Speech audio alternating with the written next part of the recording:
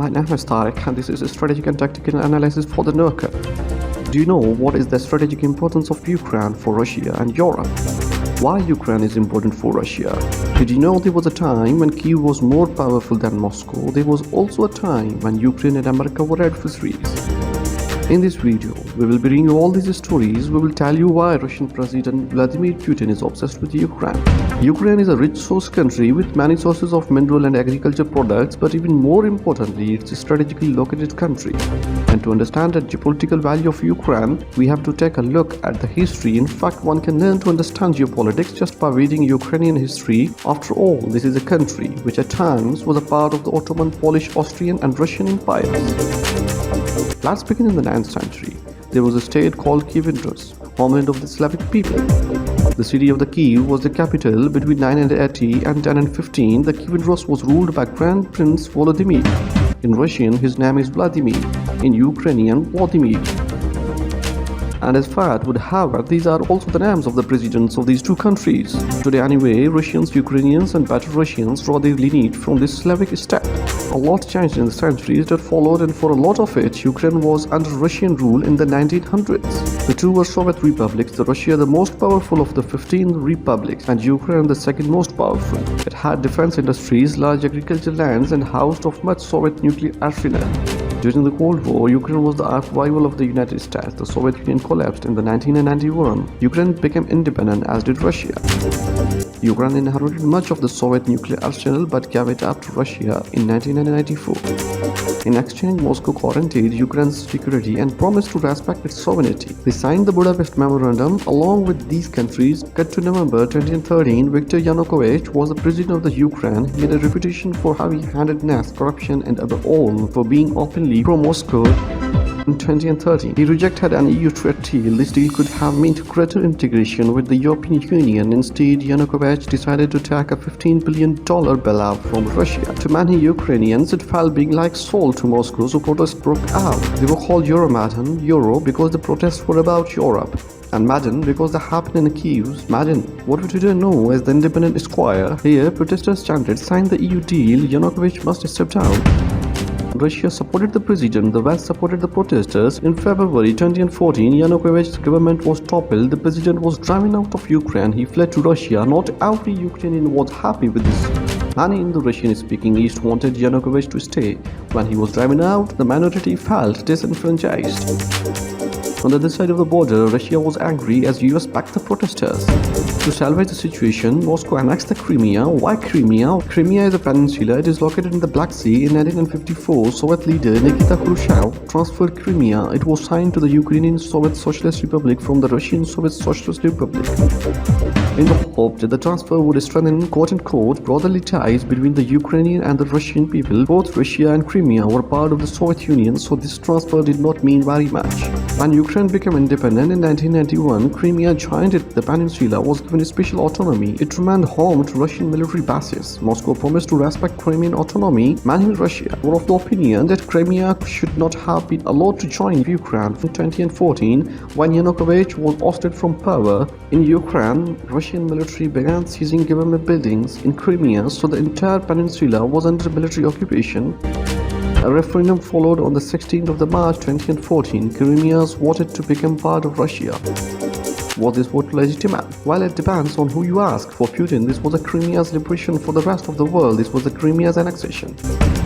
The focus then shifted to eastern Ukraine, where Russia-backed separatists have seized the territory. Ukrainian forces did not launch an all-out offensive at first, but on the 17th of July 2014, when a flight MH17 carrying 298 people was shot down by these rebels. On the other hand, a poll conducted by the Levada Center between 18 and 24 July 2014, 80% of the Russians Soviet believed that the crash of MH17 was caused by the Ukrainian military.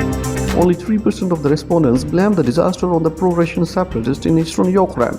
While Ukrainian forces decided to flush out the rebels, the separatists began losing ground, so the Russian army stepped in. They invaded eastern Ukraine and fought alongside the rebels. What followed was a series of talks between Russia, Ukraine and the West. They resulted in the Minsk Accords. This was the first signed in 2014. Both sides agreed on ceasefire and military withdrawal. Ukraine agreed to hold elections in the rebel-held areas. 8 years on the Minsk Accord remained unimplemented. Ukraine stands as the largest European country excluding Russia. It covers an area of more than 600 square kilometers, with a population of 44 million and a GDP of more than $155 billion. Per capita income more than $3,700. Today, Ukraine is divided between East and West in more ways than one.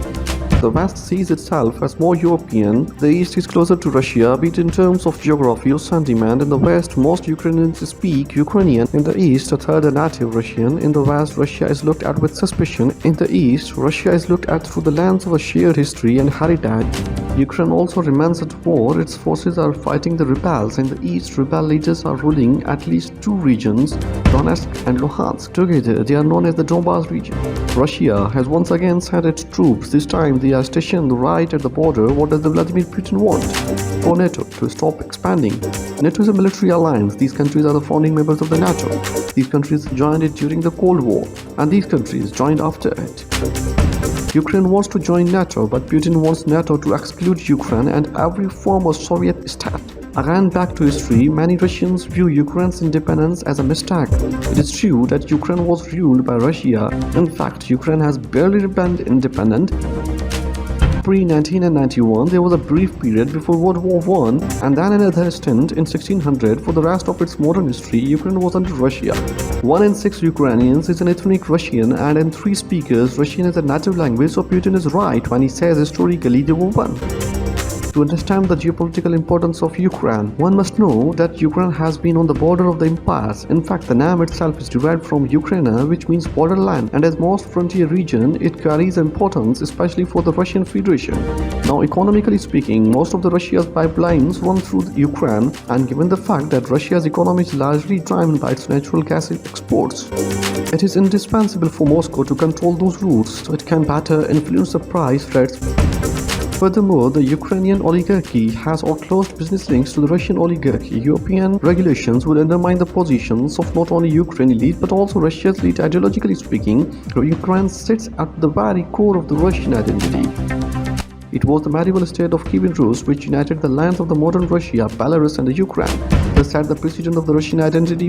For Russians, losing Ukraine would be ideologically equal to the German loss of Eastern Prussia. But more important than resources and pipelines, and most of Russia's topography quite flat and offers little geographic protection against invaders.